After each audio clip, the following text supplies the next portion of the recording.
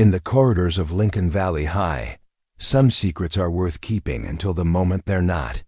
This is the story of Zoe Harrison, a girl who learned that sometimes the greatest strength comes from knowing when to reveal what you've been hiding. What happened on that cold November afternoon would shatter assumptions, redefine reputations, and prove that the quietest students sometimes carry the most explosive surprises. Before we jump back in, tell us where you're tuning in from. And if this story touches you, make sure you're subscribed because tomorrow I've saved something extra special for you.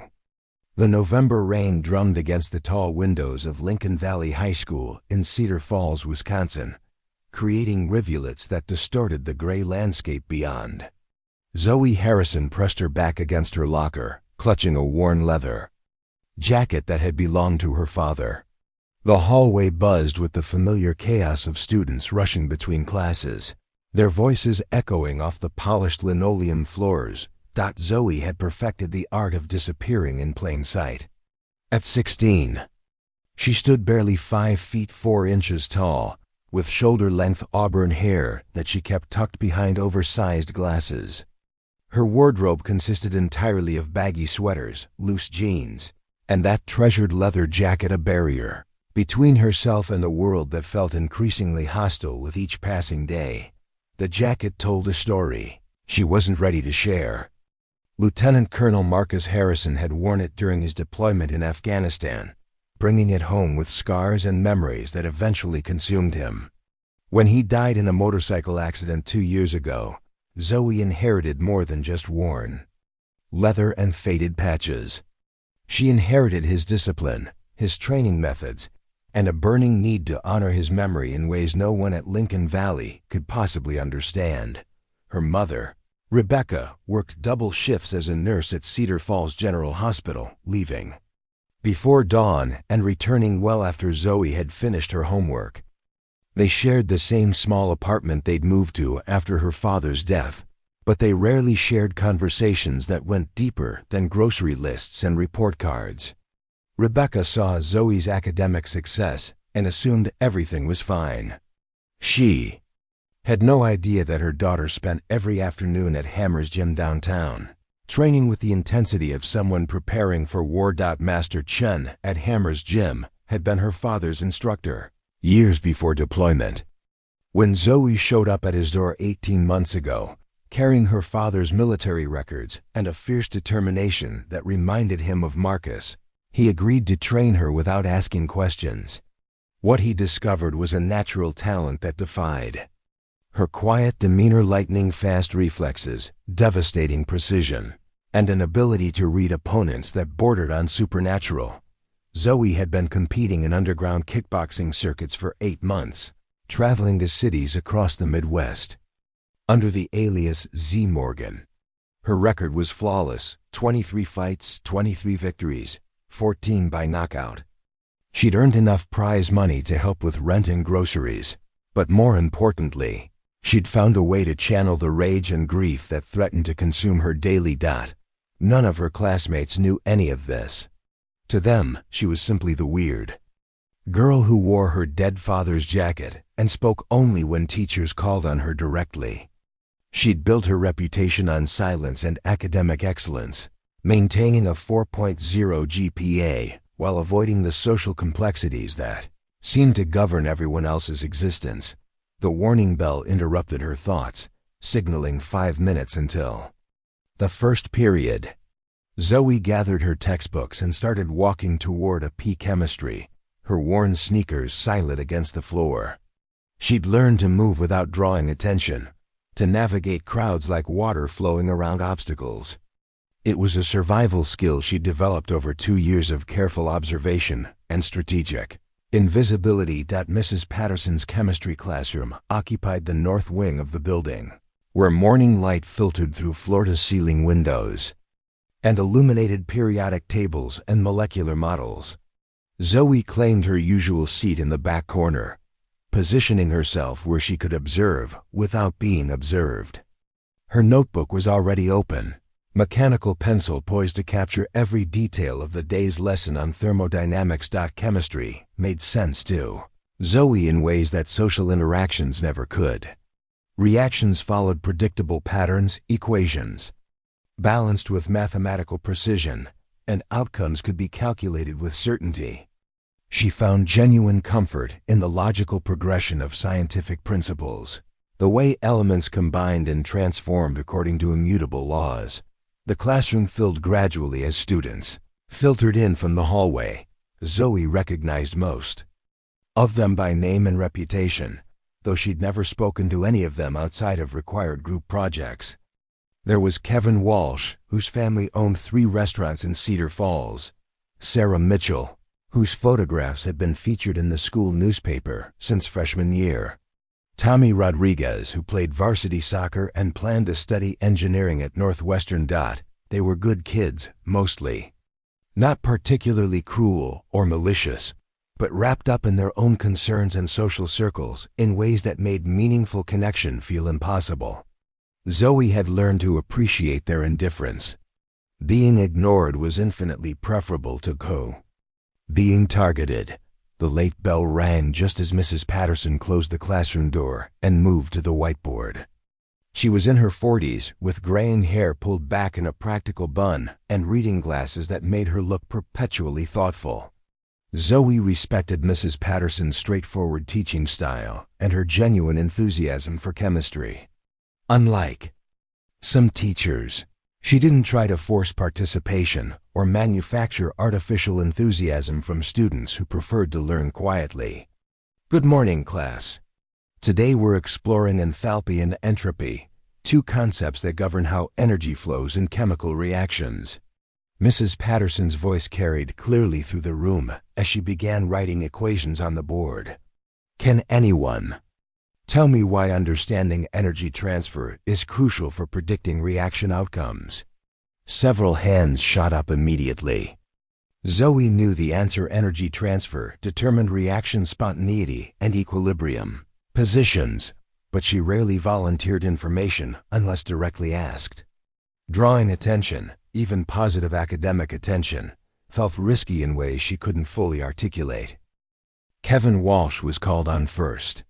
Energy transfer determines whether reactions will occur naturally or need external input, he said confidently. His answer was correct but incomplete, missing the nuances of thermodynamic favorability that would distinguish a sophisticated understanding from mere memorization. Excellent start, Kevin. Who can expand on that?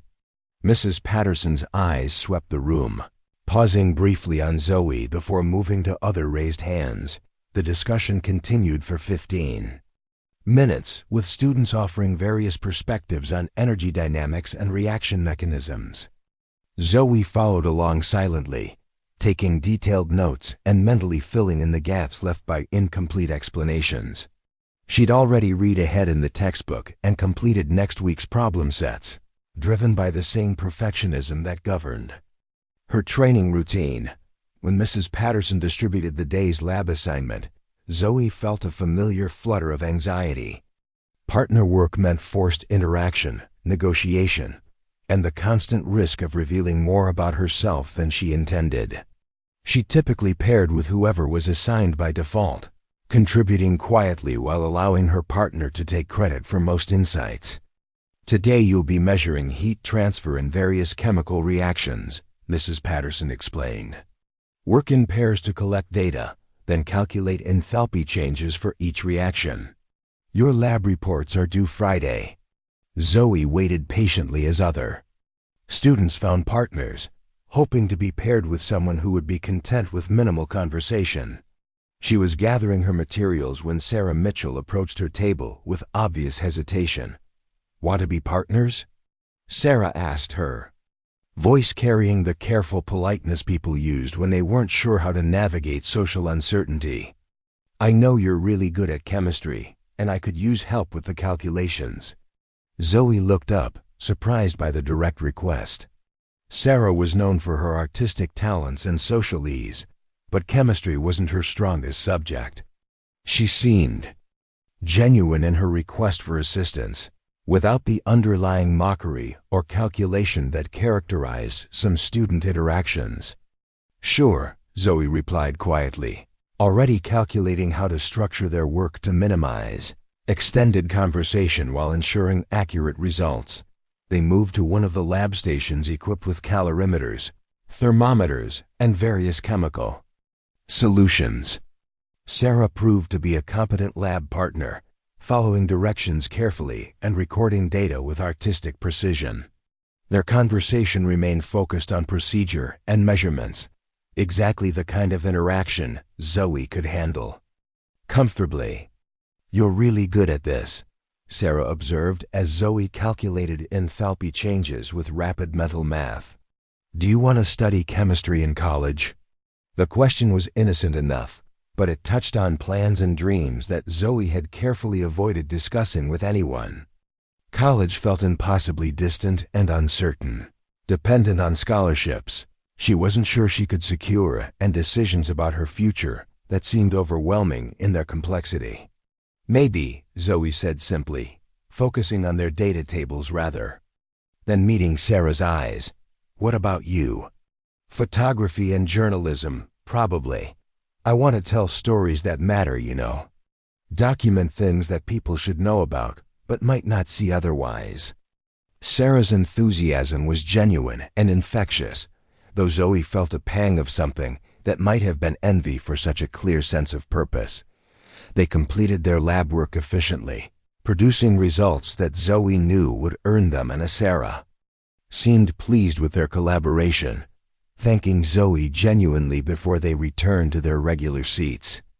It was the kind of positive interaction that reminded Zoe why she sometimes missed having friends, while simultaneously reinforcing why maintaining distance felt safer.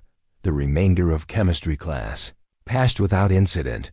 Mrs. Patterson reviewed thermodynamic principles, assigned reading for the weekend, and dismissed them with reminders about upcoming exam dates. Zoe packed her materials methodically, waiting for the classroom to empty before making her way to the second period. The hallway was crowded with students transitioning between classes, their voices creating a wall of sound that Zoe had learned to navigate like background noise. She kept her eyes forward and her pace steady, clutching her father's jacket closer as the temperature dropped near the building's main entrance.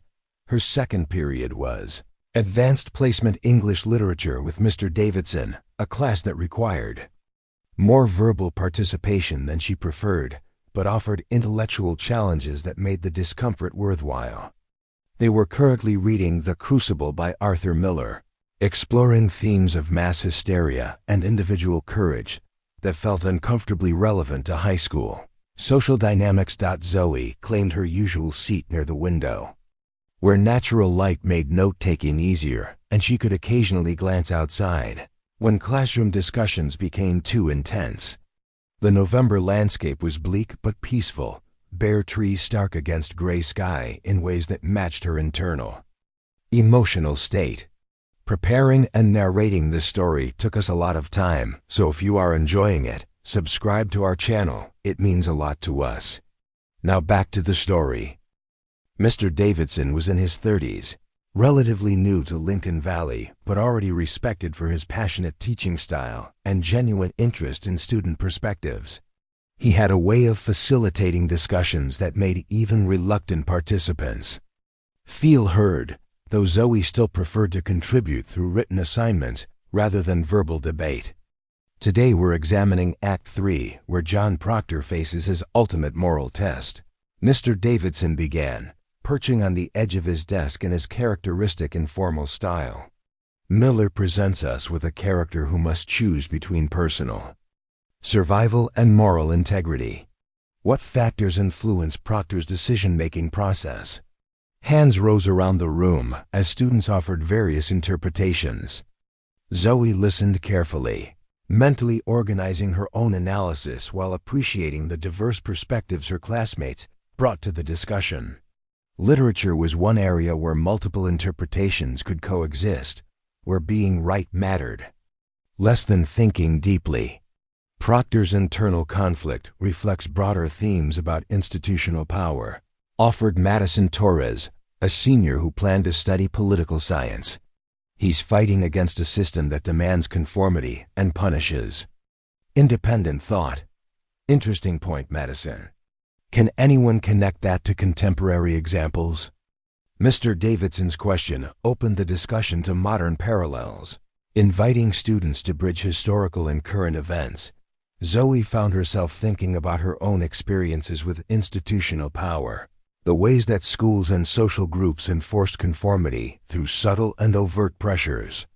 She understood John Proctor's dilemma intimately, the choice between maintaining a false peace and standing up for authentic truth, regardless of consequences. The discussion continued for most of the period, with Mr. Davidson skillfully guiding students toward deeper insights about courage, integrity, and the price of resistance.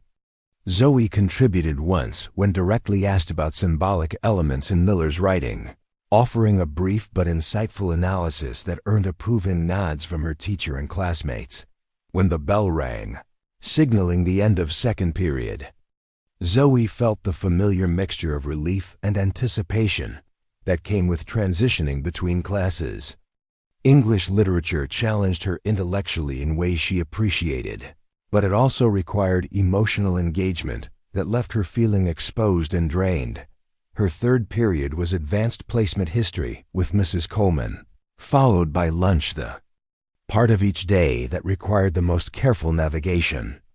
The cafeteria was a complex social ecosystem where alliances were formed, hierarchies reinforced, and reputations could be destroyed with a single viral video or well-timed humiliation. Zoe had developed a routine that minimized risk while meeting basic nutritional needs. She brought lunch from home, usually a sandwich, apple, and water bottle, and ate quickly in the library, where silence was enforced and social dynamics were temporarily suspended. The librarian, Mrs. Kim, had grown accustomed to her presence and never questioned her daily residence among the history and science sections. As she walked toward her locker to retrieve her lunch, Zoe noticed a subtle shift in the hallway atmosphere. Conversation seemed more animated than usual, with students clustered in tight groups that radiated excitement and anticipation. She caught fragments of discussion, something about a fight, a challenge, someone finally getting what they deserved. High school rumors spread with the speed and accuracy of wildfire, growing more dramatic with each retelling until the original facts became unrecognizable. Zoe had learned to ignore most social speculation, but something about today's energy felt different. More focused, more personal, more dangerous. She was spinning her locker combination when she became aware of footsteps approaching with deliberate intent. Not the random movement of students navigating between classes, but the purposeful approach of people with specific targets and predetermined plans. The hair on the back of her neck rose in warning, the same instinct that had saved her from dangerous situations in the ring. Zoe turned slowly, already knowing that her months of careful invisibility had finally reached their inevitable conclusion. 3. Girls approached with the synchronized movement of practiced hunters. Zoe recognized them immediately: Brittany Wells, Madison Clark, and their leader, Vanessa Pierce. They weren't just popular. They operated with the calculated precision of social architects who understood exactly how to build and destroy reputations with surgical efficiency. Vanessa stood at the center, her platinum blonde hair styled in perfect waves that caught the fluorescent lighting like a crown. She moved with the fluid confidence of someone who had never questioned her place at the top of Lincoln Valley's social hierarchy. Her designer clothes fit perfectly, her makeup was flawless despite the early hour, and her smile carried the predatory warmth of a shark sensing blood in the water. Brittany flanked her to the right, already holding her phone at the optimal angle for recording. She was shorter than Vanessa, with strawberry blonde curls and a scatter of freckles that might have made her look innocent if not for the calculating intelligence in her green eyes. Brittany documented everything, every social interaction, every moment of drama, every opportunity to capture content that could be weaponized later. Madison completed their formation on the left, Her role as enforcer clearly defined by her athletic build and the way she positioned herself to block potential escape routes. She played varsity volleyball and had the kind of competitive intensity that translated easily from sports to social warfare. Her dark hair was pulled back in a practical ponytail, and her expression carried the focused attention of someone prepared for physical confrontation. Zoe closed her locker slowly, her mind automatically shifting into the analytical mode that had served her well in countless ring encounters. She cataloged their positioning, their body language, their obvious coordination. This wasn't a chance meeting. It was a planned operation with specific objectives and predetermined tactics. Zoe Harrison, right? Vanessa's voice carried perfectly across the hallway, pitched loud enough to attract attention from nearby students, without seeming overly theatrical. I don't think we've been properly introduced. I'm Vanessa Pierce. The hallway around them began to slow as other students sensed the shift in atmospheric pressure that always preceded significant social events. Conversations quieted, phones emerged, and the casual movement of teenage traffic reorganized itself around the developing confrontation. Like iron filings responding to a magnetic field, Zoe met Vanessa's gaze directly, noting the micro-expressions that revealed calculation beneath manufactured friendliness. "Nice to meet you," she replied, keeping her voice neutral and unremarkable while internally measuring distances and angles. "I love your jacket," Vanessa continued, her eyes tracking every detail of the worn leather with obvious interest. "It's so authentic, very vintage military chic. Where did you find something like that?" The question landed like a physical blow. Zoe felt her chest tighten, not with anxiety, but with the cold fury that came from having sacred things treated as fashion accessories. Her father's jacket wasn't a style choice, it was a memorial, a connection to everything she'd lost and everything she fought to honor. "It was my father's," Zoe said simply, her voice carrying a warning that Vanessa either didn't recognize or chose to ignore. "Oh, how sweet, a family heirloom." Vanessa's tone suggested she found the concept quaint and slightly embarrassing. "Though I have to say, wearing something that heavy must be incredibly uncomfortable, especially in a heated building like this. Aren't you absolutely roasting?" Brittany's phone captured every moment of the exchange, while Madison shifted slightly to cut off Zoe's most direct path toward the main corridor. Their strategy was becoming clear: isolate the target, create artificial intimacy, then systematically dismantle her defenses while documenting every reaction for later use. "I'm comfortable," Zoe replied, though she could feel sweat beginning to form beneath the leather. The jacket was warm, but removing it would expose the lean muscle definition in her arms and shoulders, evidence of training that would raise questions she wasn't prepared to answer. "Are you sure? Because you look a little flushed." Vanessa stepped closer, invading Zoe's personal space with the confidence of someone accustomed to making others retreat. "Here, let me help you with that." Before Zoe could react, Vanessa reached for the jacket's zipper with casual presumption. Her fingers grazed the leather as she began to pull the zipper down, treating Zoe's clothing like communal property that could be manipulated at will. The touch triggered something primal in Zoe's nervous system. Her father's jacket wasn't just clothing, it was armor, protection, the physical manifestation of everything she carried from her previous life. Having it stripped away by someone who treated it as a costume piece felt like desecration of the highest order. "Don't." The word emerged with surprising force, cutting through the manufactured pleasantness of their conversation like a blade through silk.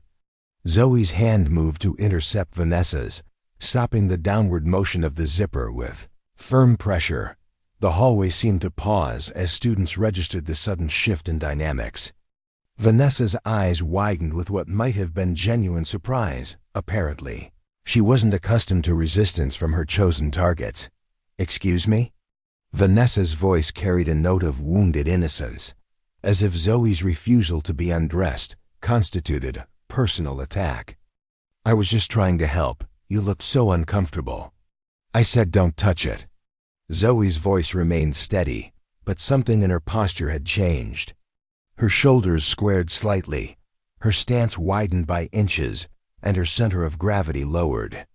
In ways that would be invisible to casual observers, but unmistakable to anyone with combat training, Madison stepped forward. Her volleyball player's instincts recognizing the physical challenge before her conscious mind could process it. "Hey, she was just being nice. There's no need to get aggressive." The accusation was expertly deployed, positioning Zoe as the unreasonable aggressor while casting Vanessa as a benevolent victim of unprovoked hostility. Brittany's phone continued recording, capturing what would undoubtedly be edited into a narrative of innocent girls trying to help an unstable loner who responded with threats and violence. "I'm not being aggressive," Zoe replied, though she could hear the edge creeping into her voice. "I'm asking you to respect my personal space and my property."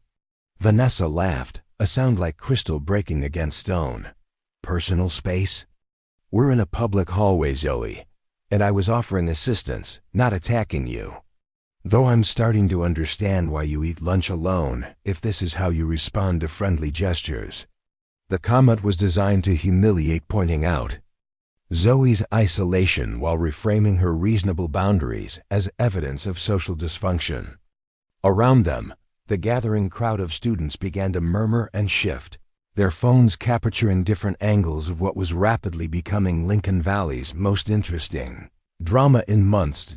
Zoe realized that she was trapped in a scenario with no winning moves. Submitting to having her jacket removed would be a public humiliation that established Vanessa's dominance while violating something sacred. Continuing to resist would be framed as evidence of her instability and antisocial tendencies. Either choice would feed the narrative they were constructing around her. "Look," Madison said, stepping even closer with her hands raised in a gesture of false conciliation. "Nobody wants any trouble here. Vanessa was just being friendly, and you're obviously having some kind of emotional reaction. Maybe you should talk to a counselor or something." The suggestion was poisonous in its apparent reasonableness. By positioning Zoe's boundaries as symptoms of psychological problems, Madison was pathologizing normal responses, while creating a public record of concern that could be referenced later as evidence of mental instability. Zoe felt the familiar sensation of time beginning to slow, her awareness expanding to encompass every detail of her immediate environment. She could hear conversations at distant lockers, feel the slight vibration of footsteps on the floor, sense the exact positioning of each person in her vicinity. It was the same hyper-awareness that preceded her best ring performances, the moment when all distractions fell away and only tactical reality remained. "I appreciate your concern," Zoe said carefully, her voice carrying a calmness that seemed to surprise everyone present. "But I'm fine, and I'd like to go to lunch now." She turned toward the cafeteria, hoping to end the confrontation through strategic withdrawal. But Vanessa wasn't finished with her performance. "Wait, Zoe. I feel terrible about this misunderstanding." Vanessa's voice carried across the hallway with perfect projection, ensuring that everyone within 50 feet could hear her apparent distress. "I really was just trying to help, and I'm sorry if I made you uncomfortable. But keeping that jacket on when you're clearly overheating isn't healthy. What if you pass out or something?" The false concern was masterfully executed, creating a public record of Vanessa's benevolent intentions while establishing medical justification for whatever came next. Zoe could see the trap closing around her with clockwork precision. Every response she gave would be wrong. Every boundary she tried to maintain would be reframed as evidence of irrationality. "I'm not overheating," Zoe replied, though she could feel moisture beginning to gather along her hairline. The jacket was warm, and the stress of the confrontation was making everything worse. "And I don't need medical advice from other students." "But you're literally sweating," Brittany observed from behind her camera, zooming in to capture what would undoubtedly be unflattering close-ups of Zoe's discomfort.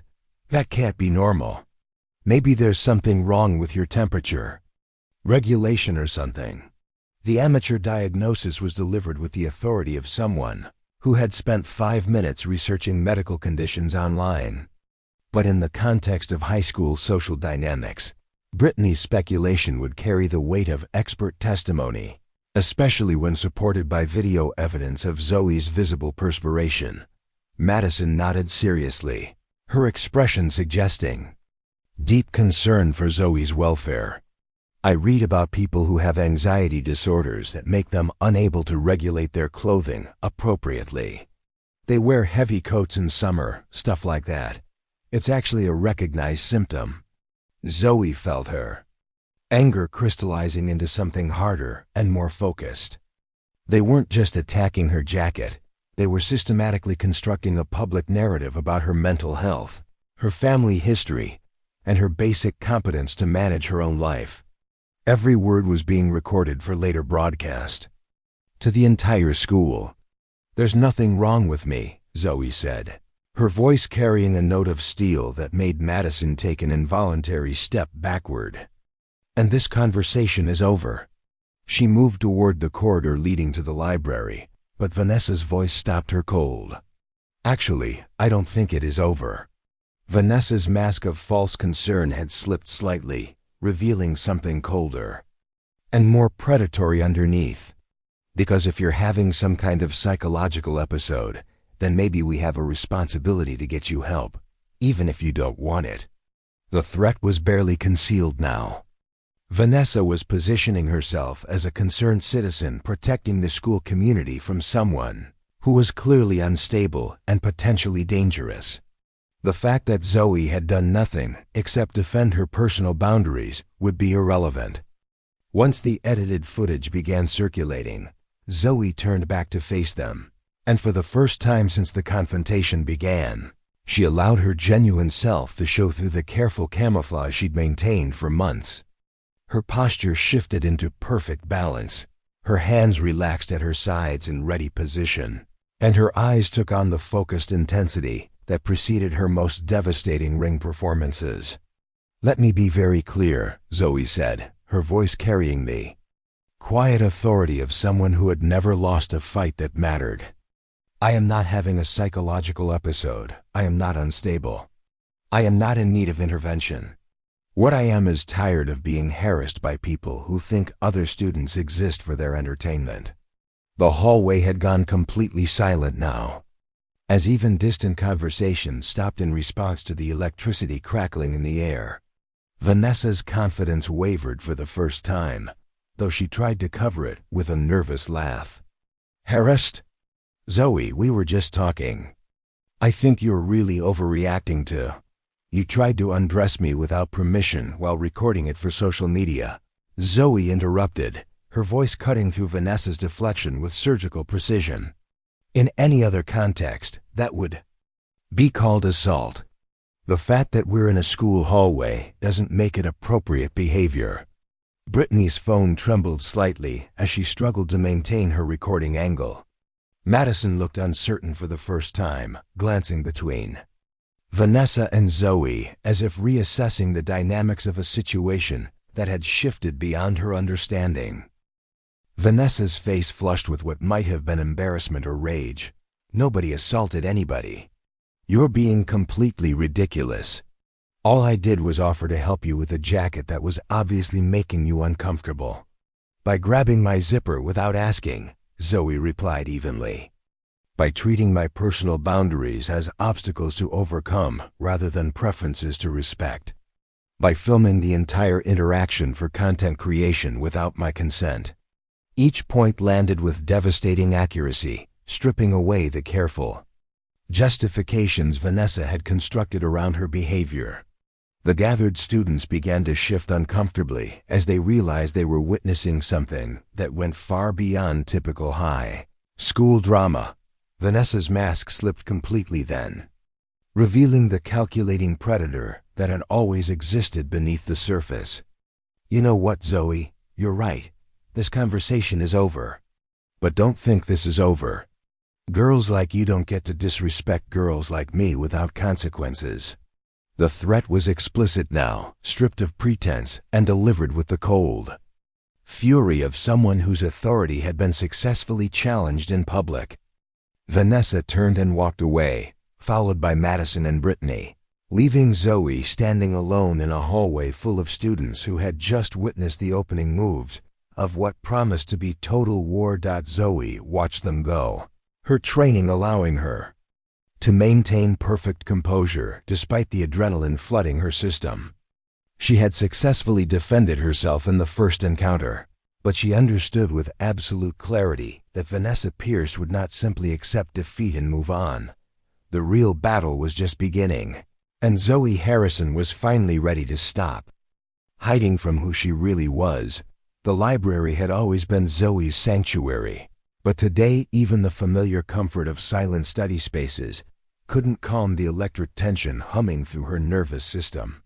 She sat at her usual table in the back corner, surrounded by towering shelves of reference books that created a natural barrier between her and the rest of the world. Her untouched sandwich lay before her while she stared at the pages of her advanced physics textbook without actually reading a single equation. Mrs. Kim, the head librarian, observed her with the careful attention of someone who had spent 30 years learning to read student distress signals. She was in her 50s, with silver-streaked hair and the kind of quiet authority that could silence a room with a single raised eyebrow. Unlike most faculty members, Mrs. Kim never forced conversation on students who clearly preferred solitude, but she made it clear through small gestures that help was available if needed. "Rough morning?"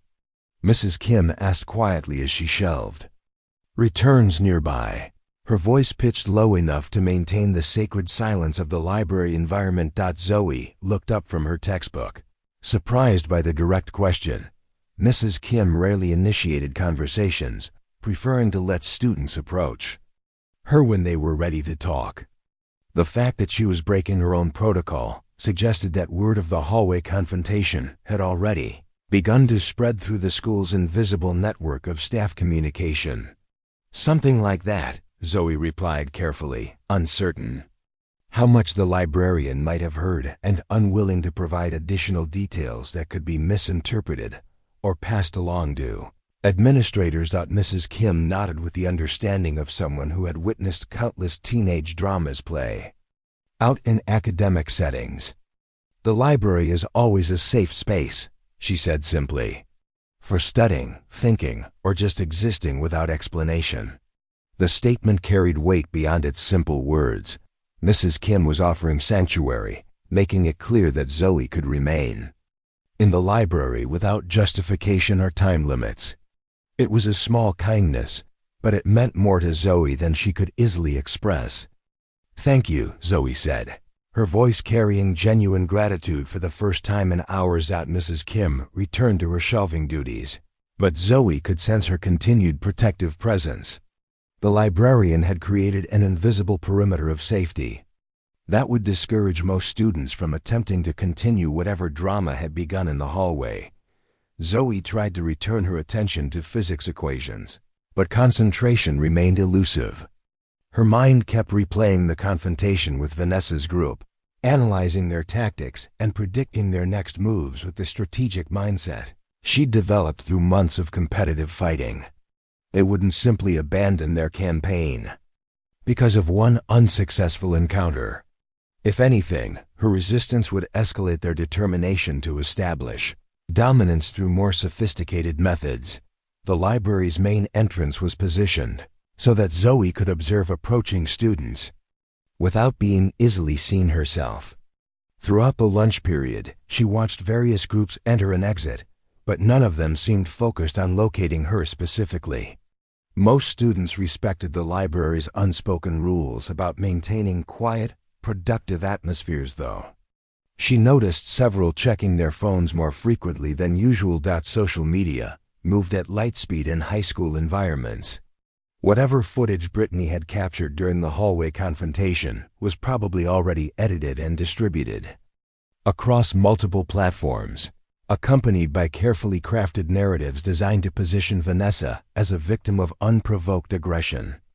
Zoe had no illusion that the truth would matter once the story began circulating. Perception was reality in teenage social ecosystems, and first impressions were nearly impossible to correct. 20 minutes into the lunch period, Tyler Brooks entered the library with obvious purpose. He was a junior like Zoe, though they'd never spoken directly despite sharing several classes over the years. Tyler had a reputation for quiet intelligence and careful observation, traits that made him valuable as an information source for students who needed to understand social dynamics without participating directly in them. He approached Zoe's table with respectful caution, clearly aware that interrupting her solitude might not be welcome. Tyler was tall and lean, with dark hair that perpetually looked like he'd forgotten to comb it, and brown eyes that missed very little of what happened around him. His backpack was covered with patches from various bands and causes, suggesting interests that extended well beyond Lincoln Valley's social boundaries. "Mind if I sit?"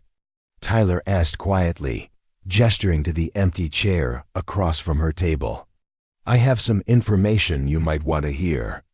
Zoe studied his expression, looking for signs of the calculation or hidden agendas she'd learned to expect from most student interactions. Tyler's concern appeared genuine, though she remained cautious about trusting anyone who approached her. "In the wake of the morning's events, what kind of information?" she asked, closing her physics textbook to indicate willingness to listen while maintaining the option to end the conversation quickly if necessary.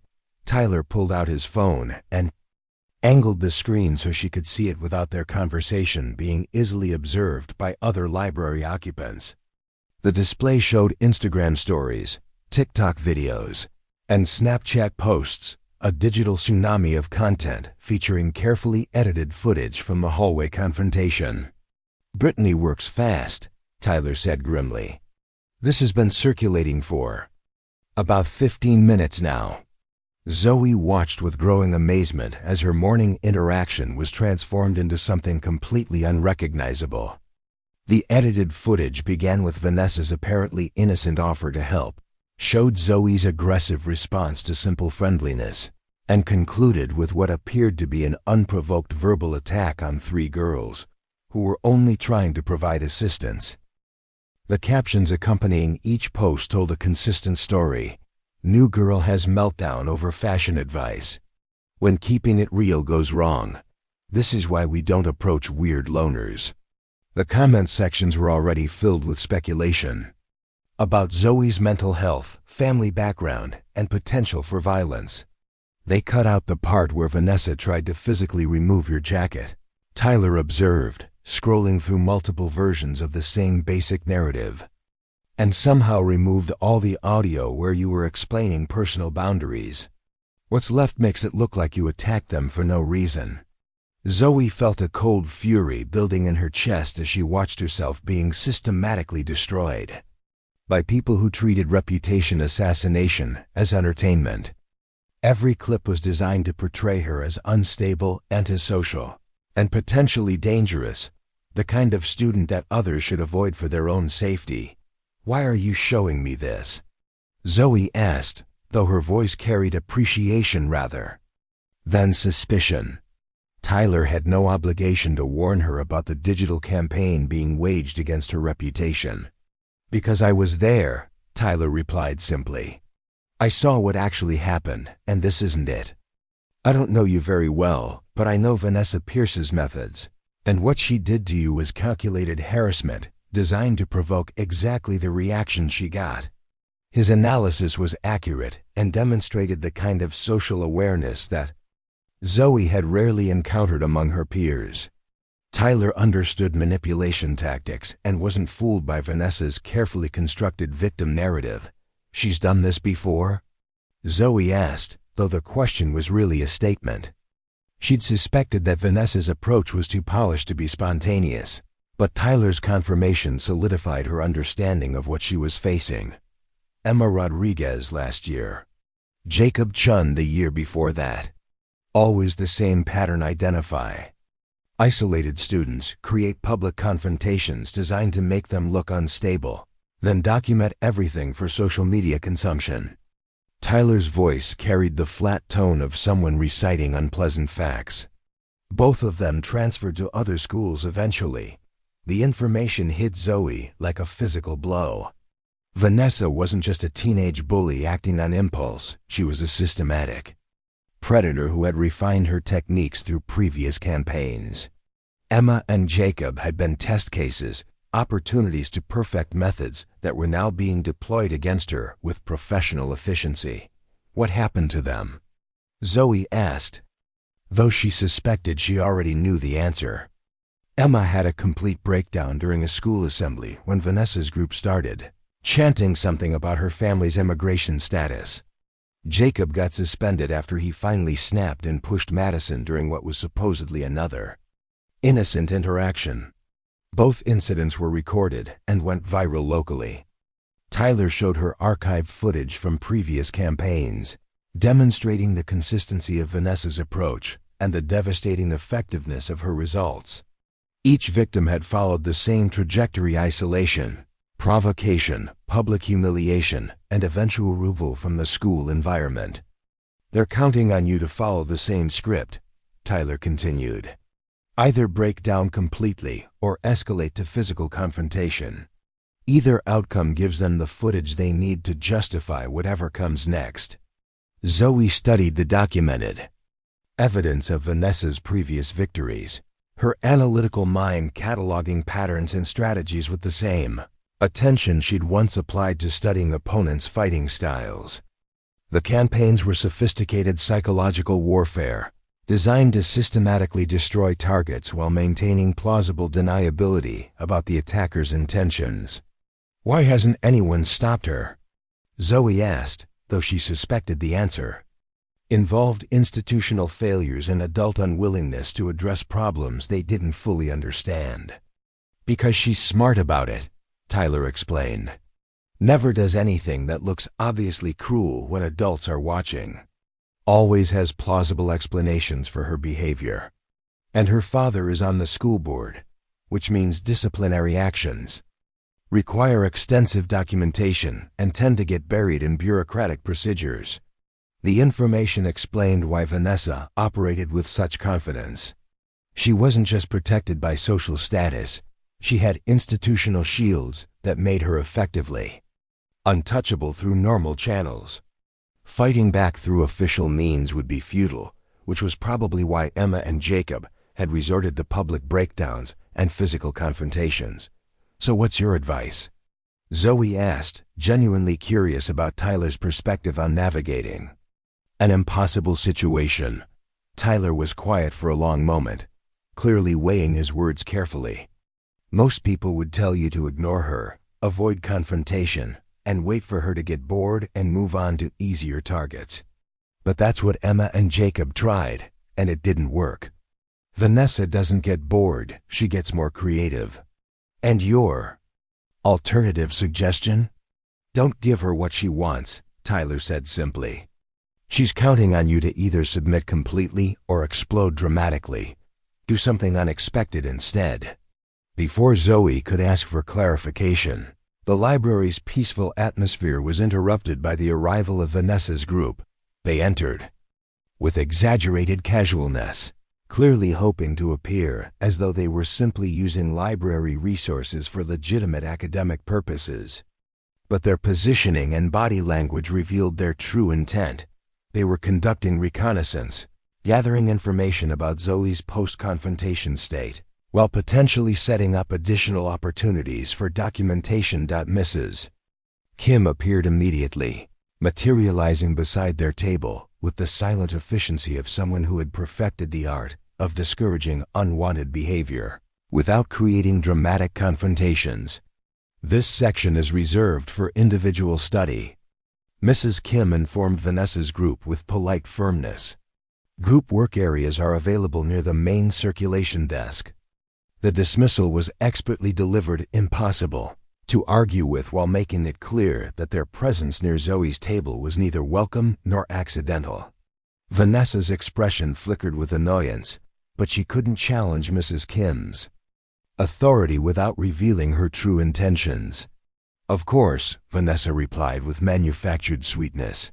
"We were just looking for some reference materials about psychological disorders for our health class project."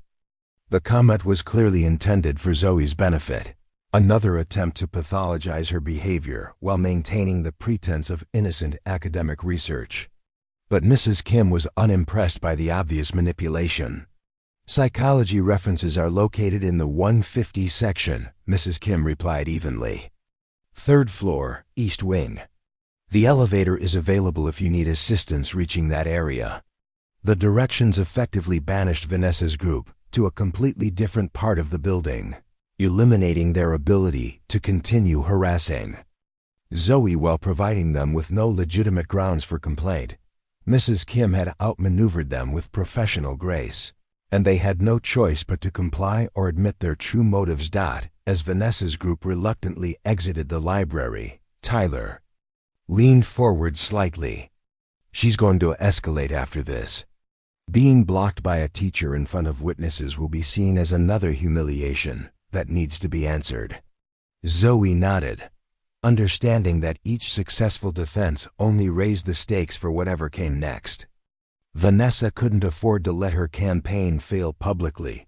Too much of her reputation was built on the consistent success of her psychological warfare tactics.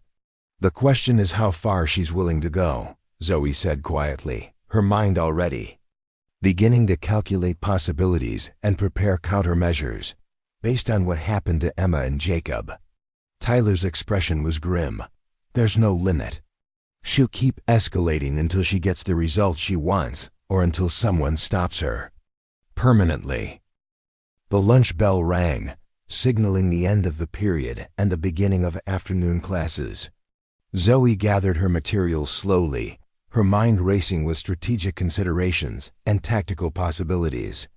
The morning's confrontation had been just the opening salvo in what was clearly going to be an extended campaign. As she prepared to leave the library's protective environment, Tyler stood as well. "If you need someone who actually saw what happened this morning, I'm available," he said quietly. "And if you're planning something unexpected, I might be able to help with that too." Zoe looked at him with new appreciation. Tyler Brooks was offering alliance without expecting anything in return, driven by nothing more than a sense of justice and recognition that Vanessa's methods were fundamentally wrong. It was the kind of principled support she hadn't expected to find at Lincoln Valley. "Thank you," Zoe said, meaning it completely. "I might take you up on that." As they left the library together, Zoe felt something shifting in her approach to the situation. For months, she'd been trying to avoid conflict by making herself invisible. But Vanessa Pierce had proven that invisibility was no protection against determined predators.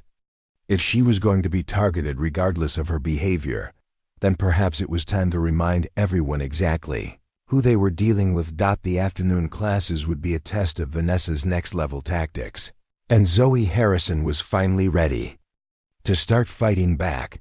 The afternoon sun cast long shadows across Lincoln Valley High as Zoe made her way to advanced physics with Dr. Harrison, no relation, despite the shared surname. The irony wasn't lost on her that she'd be spending the next 50 minutes with someone who understood the precise mathematical relationships governing force, momentum, and impact velocity. If only human dynamics could be calculated with the same elegant certainty as Newton's laws of motion. Dr. Harrison's classroom occupied the corner of the science wing, its walls lined with demonstration equipment that looked like medieval torture devices to students who didn't appreciate the beauty of mechanical physics. Pulleys, pendulums, and spring-loaded contraptions filled every available surface, creating an environment where abstract theories became tangible realities through hands-on experimentation.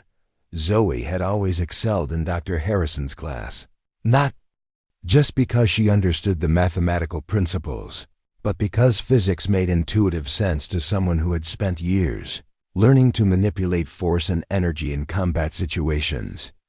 The optimal angle for maximum striking power. The conservation of momentum during grappling exchanges. The way leverage could multiply force exponentially. These weren't just academic concepts for her. They were tools she'd mastered through thousands of hours of practical application. As students filed into the classroom, Zoe noticed an unusual energy in their movements and conversations. Groups clustered more tightly than usual, phones emerged more frequently, and there was an undercurrent of excitement that suggested significant developments in the school's social ecosystem. She didn't need to guess what topic was driving the increased engagement. Tyler's warning about Vanessa's digital campaign had prepared her for the inevitable spread of carefully edited footage. Dr. Harrison was in his early 40s, with the kind of focused intensity that came from genuine passion for his subject matter. He wore wrinkled khakis and a coffee-stained polo shirt, completely indifferent to fashion considerations that consumed most adults who worked with teenagers. His hair was perpetually disheveled, as if he'd been running his hands through it while contemplating particularly challenging equations, and his desk was covered with papers, calculators, and half-empty coffee cups that suggested he spent more time in this classroom than in his own home. Today we're exploring rotational dynamics, Dr. Harrison announced as the bell rang, immediately moving to the whiteboard with the enthusiasm of someone who genuinely believed that angular momentum was fascinating enough to capture teenage attention. Can anyone tell me why a spinning figure skater pulls her arms closer to her body when she wants to increase rotational speed? Several hands shot up immediately. Physics attracted students who enjoyed mathematical precision and logical problem-solving, creating a classroom environment where intellectual engagement was rewarded rather than penalized. Zoe appreciated the meritocratic nature of science education. Your ideas either worked or they didn't, regardless of your social status or personal reputation. Conservation of angular momentum, offered Jessica Kim, a senior who planned to study engineering at MIT. When the skater reduces her rotational inertia by pulling her arms inward, her angular velocity must increase to maintain constant angular momentum. Excellent explanation, Jessica. Now, can someone give me a practical example of how this principle applies to other situations? Dr. Harrison's enthusiasm was infectious, and even students who struggled with physics seemed engaged by his genuine excitement about the subject matter. Zoe raised her hand without thinking, her mind automatically connecting theoretical principles to practical applications. A fighter pulling their elbow closer to their body increases punching speed through the same mechanism. Reducing the moment of inertia around the shoulder joint allows for faster rotational acceleration. The classroom fell silent for a moment as students processed her response. It wasn't unusual for Zoe to provide correct answers, but her specific example had revealed knowledge that extended well beyond typical teenage experience. Fighting techniques weren't usually part of advanced physics discussions, and her casual reference to combat mechanics suggested familiarity that most students couldn't claim. Dr. Harrison's eyes lit up with the delight of an educator whose student had made an unexpected connection between abstract theory and real-world application. Fascinating example, Zoe.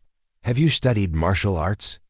Your understanding of biomechanical applications suggests practical experience with these principles. The question was innocent enough, motivated by genuine academic curiosity rather than social investigation. But Zoe realized that she'd accidentally revealed more about herself than she'd intended, providing information that could be weaponized by anyone looking to construct narratives about her background and capabilities. Some, she replied carefully, hoping to satisfy Dr. Harrison's curiosity, without providing additional details that might spread beyond the classroom. I find the physics interesting. Well, it's an excellent application of rotational dynamics. The human body is essentially a complex system of levers and rotating joints, so martial arts techniques are essentially applied physics in real time. Dr. Harrison was clearly fascinated by the connection and seemed prepared to explore it further. But Zoe's expression suggested that she preferred not to continue the discussion. The lesson continued with demonstrations involving spinning wheels, gyroscopes, and pendulums that illustrated how rotational energy could be transferred and manipulated through mechanical systems. Zoe participated normally in the mathematical calculations and theoretical discussions, but she was careful to avoid making any additional references that might reveal the depth of her combat training.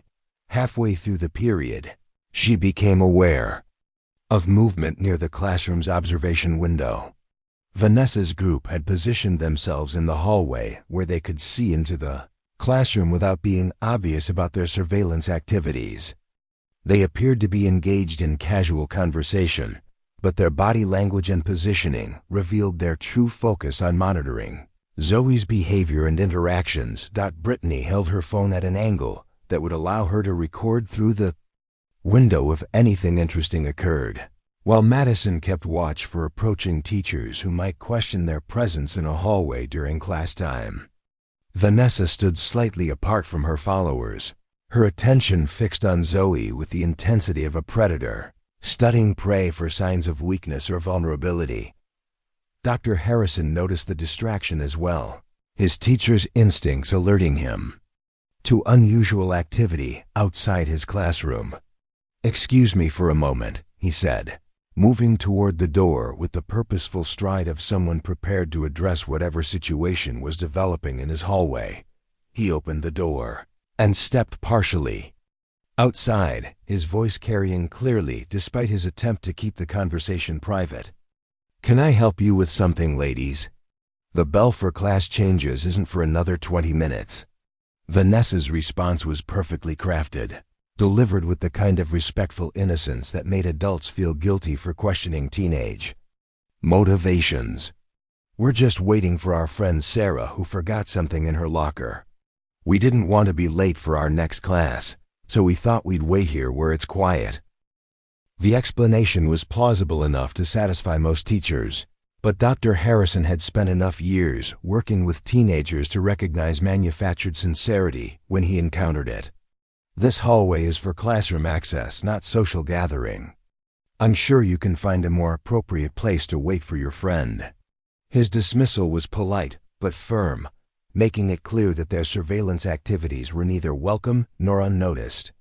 Vanessa's group had no choice but to comply, though their reluctance to leave suggested that they'd been gathering information they considered valuable. As Dr. Harrison returned to the classroom, Zoe caught Tyler's eye from across the room. He'd been watching the entire interaction with the careful attention of someone who understood the strategic implications of what they'd just witnessed.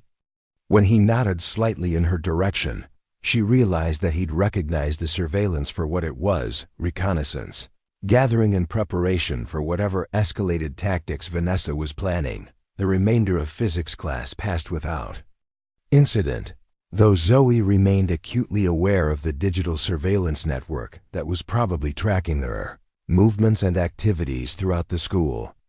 Every interaction, every response, every moment of apparent vulnerability would be cataloged and analyzed for potential exploitation. When the bell rang, signaling the end of fourth period, Dr. Harrison called her name as other students began gathering their materials. "Zoe, could you stay behind for a moment? I'd like to discuss your final project proposal." She approached his desk cautiously, uncertain whether this was a legitimate academic conversation or if he'd noticed something about the hallway surveillance that concerned him. Dr. Harrison waited until the other students had left before speaking, his expression thoughtful rather than alarmed. "I've been teaching here for 8 years, he said quietly, organizing papers on his desk with mechanical precision. "Long enough to recognize when students are dealing with social pressures that extend beyond normal teenage drama. If you need someone to talk to, my door is always open." The offer was genuine and appreciated, but Zoe understood that involving faculty members in her situation would only escalate the institutional response in ways that might make everything worse.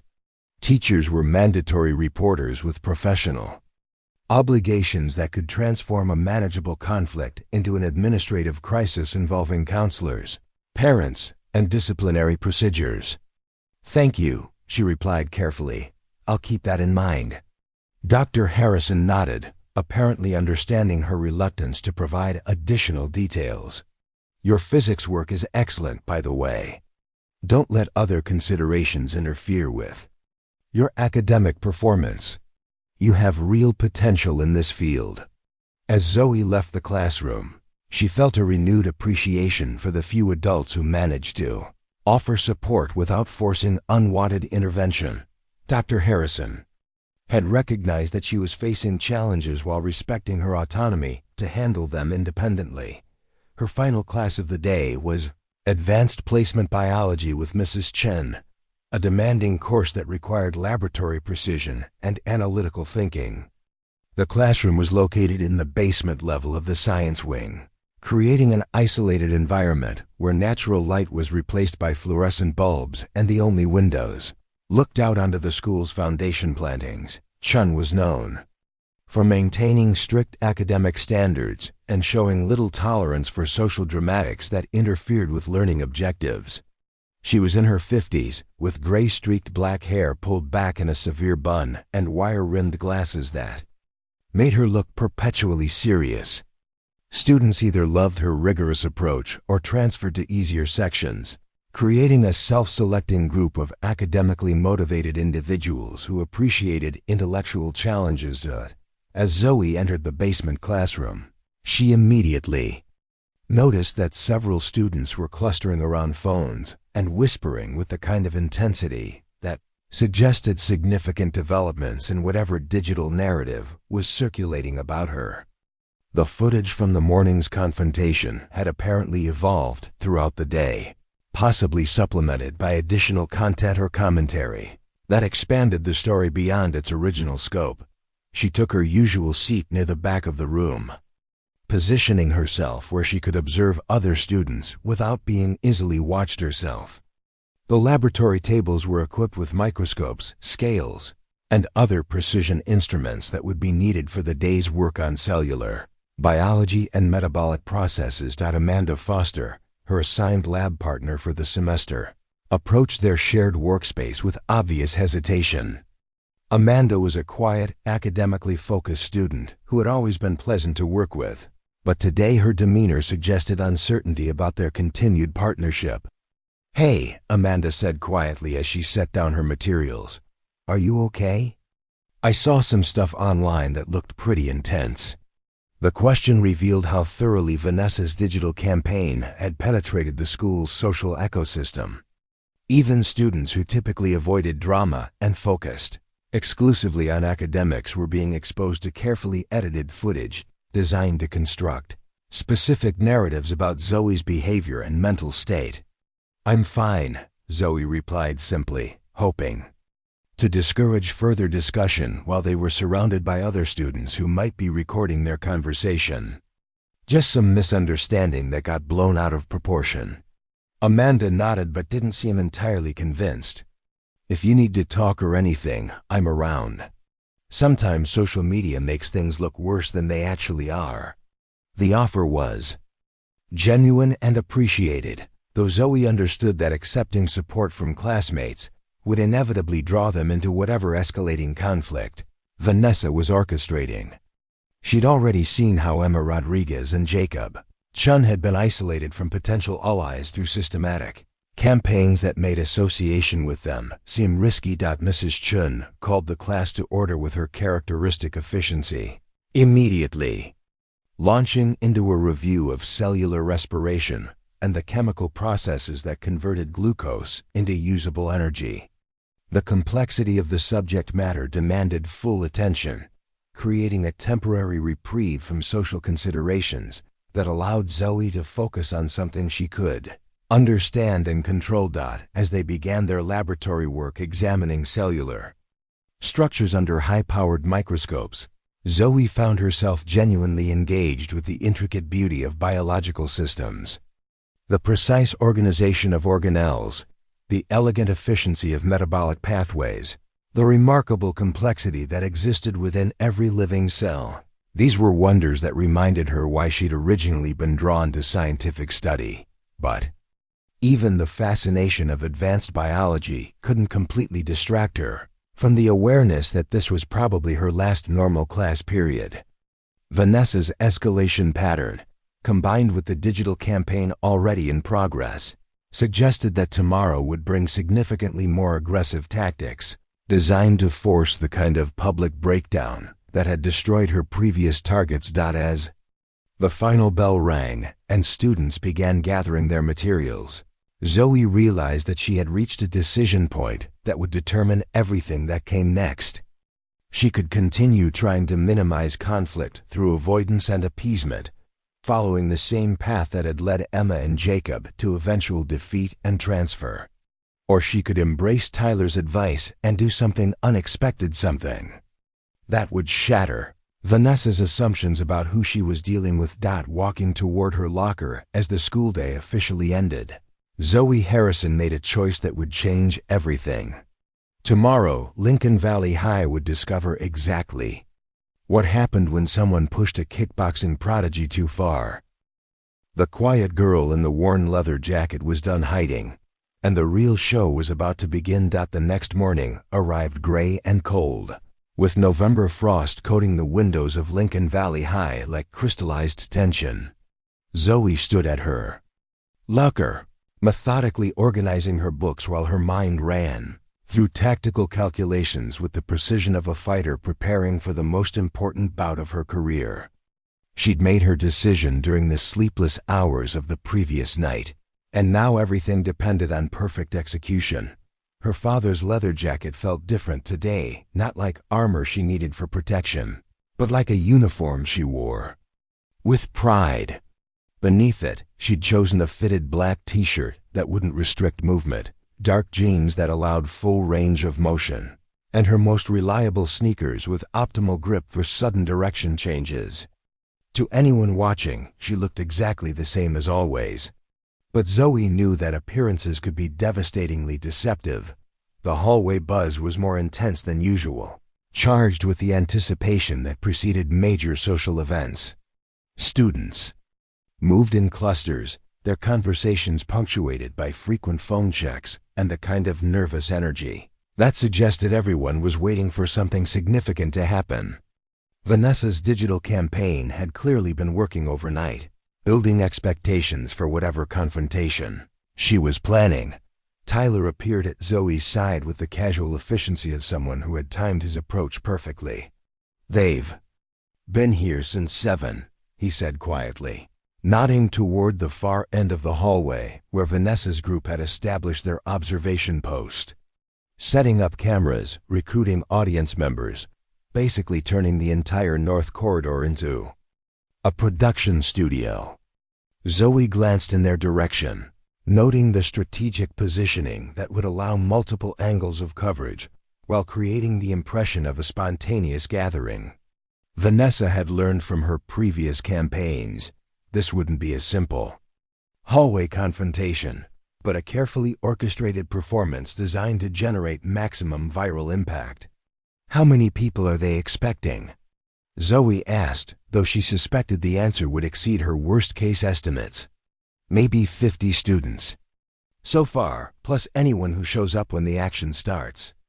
Brittany's been promoting this on every platform since yesterday afternoon, calling it the final showdown and promising content that will expose the truth about fake tough girls."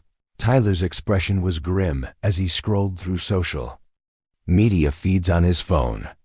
"They're not just planning to humiliate you, they want to destroy you completely." The confirmation of Vanessa's intentions eliminated any remaining doubt about the severity of the situation. This wasn't teenage drama or social maneuvering, it was character assassination with a live audience and digital distribution to ensure maximum damage to Zoe's reputation and future opportunities. "Perfect," Zoe said, surprising Tyler with the calm confidence in her voice. "The bigger the audience, the better." Tyler studied her expression with growing concern. "You're not planning to do anything that could get you arrested, are you?" Because whatever they're expecting, violence isn't going to solve this problem. Zoe smiled for the first time in days, and the expression carried a predatory satisfaction that made Tyler take an involuntary step backward. "I'm not going to hurt anyone," she said quietly. "I'm going to give them exactly what they're asking for, just not in any way they're prepared to handle." Before Tyler could ask for clarification, the warning bell rang, signaling the beginning of the first period. But instead of the usual movement toward classrooms, students began flowing toward the north corridor where Vanessa had set up her production. The administration would eventually notice the unauthorized gathering, but it would take several minutes for teachers to respond to what appeared to be a normal transition between classes. Zoe walked toward the gathering crowd with measured steps, her breathing steady and her mind clear. The months of hiding were over, and the careful performance of helplessness was about to be replaced by something that would redefine everyone's understanding of who she really was. The crowd parted as she approached, creating a natural amphitheater with Vanessa's group at the center. Students held phones at ready angles, their expressions mixing excitement with uncertainty about what they were about to witness. Some looked guilty about participating in what was clearly orchestrated harassment, but peer pressure and social media opportunities had overcome their moral reservations. Vanessa stood in the center of the space, wearing a white sweater that would photograph beautifully against the dark school walls, her blonde hair styled in perfect waves that caught the fluorescent lighting. She'd dressed for maximum visual impact, understanding that today's footage would be viewed and shared thousands of times across multiple platforms. Madison flanked her to the right, wearing her varsity volleyball warm-up jacket to emphasize her athletic credentials and physical presence. She'd positioned herself between Vanessa and the main corridor, ready to block any escape routes while maintaining the pretense of casual conversation. Brittany completed their formation on the left, multiple phones and a small tripod already arranged for optimal coverage. She'd recruited several other students to record from different angles, ensuring that every moment of Zoe's anticipated breakdown would be captured in high-definition detail. "There she is," Vanessa announced as Zoe entered the space, her voice carrying clearly across the assembled crowd. "Lincoln Valley's most mysterious student. We've all been so worried about you after yesterday's incident." The opening was perfectly crafted for their intended narrative positioning. Vanessa as a concerned citizen addressing someone whose mental health was clearly deteriorating. The gathered students would hear compassion while the cameras captured whatever aggressive response Zoe provided to reasonable inquiries about her well-being. "I appreciate your concern," Zoe replied evenly, her voice carrying just enough to be heard clearly but not so loud that she appeared to be performing for the cameras.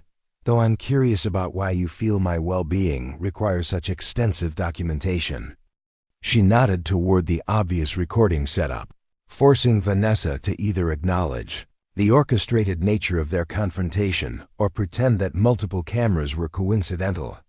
Either choice would undermine the spontaneous concern narrative they'd been constructing. Vanessa's smile flickered for just a moment before returning to full brightness. "We're just trying to help you understand how your behavior affects other people. Yesterday, you became violent over a simple offer of assistance. And now you're being paranoid about students who are genuinely trying to reach out." The accusation was delivered with perfect wounded innocence, designed to provoke defensive responses that would confirm their narrative about Zoe's instability. Every word was calculated to push emotional buttons while maintaining plausible deniability. "About malicious intent, violent," Zoe repeated thoughtfully, as if she were genuinely confused by the characterization. "I prevented you from removing my clothing without permission." In most contexts, that would be considered self-defense rather than aggression. A murmur ran through the gathered crowd as students began to question the narrative they'd been fed through carefully edited social media posts.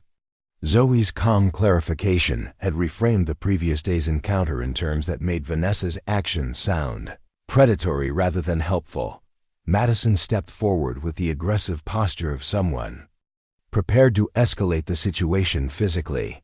Nobody was trying to assault you. You're being completely ridiculous and making accusations that could seriously damage people's reputations. The threat was barely concealed now, delivered with the confidence of someone who had never faced serious resistance to their intimidation. Tactics. Madison had probably been the muscle behind Vanessa's previous campaigns, using her athletic background to make victims feel physically threatened while maintaining plausible deniability about actual violence. You're absolutely right about reputation damage, Zoe agreed pleasantly. Which is why I'm curious about why you're so determined to create a public spectacle, instead of simply avoiding future interactions with someone you clearly find problematic. The question cut to the heart of their real motivations, while forcing them to either admit their predatory intentions or explain why they continued pursuing someone they claimed to find dangerous and unstable. Vanessa's expression darkened as she realized that her usual tactics weren't producing the desired emotional reactions. Because you're making other students uncomfortable, Vanessa said, abandoning subtlety as her frustration mounted. Walking around in that ridiculous jacket, never talking to anyone, acting like you're better than everyone else. People are starting to wonder if you're planning something dangerous.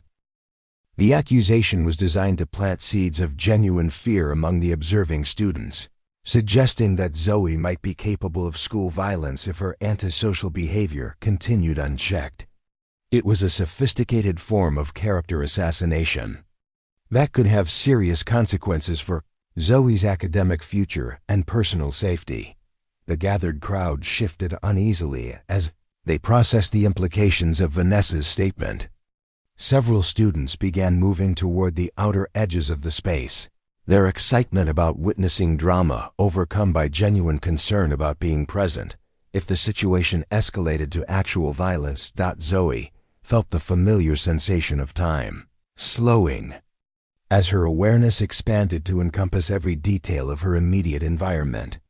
She could sense the exact positioning of each person in the crowd, calculate the distances and angles that would be relevant if physical confrontation became necessary, and predict the likely reactions of key players based on their body language and emotional states. "That's a serious accusation," Zoe said quietly, her voice carrying an undertone of steel that made several nearby students take involuntary steps backward. "Are you suggesting that I pose a physical threat to other students?" Vanessa hesitated, suddenly aware that she'd crossed into territory that could have legal implications if her accusations were taken seriously by school administration. Suggesting that another student might be planning violence was the kind of statement that triggered mandatory investigations and formal disciplinary procedures. "I'm saying that people are concerned about your behavior," Vanessa replied, trying to retreat from the explicit threat while maintaining her aggressive stance. "And that maybe you should think about how your choices affect the school community."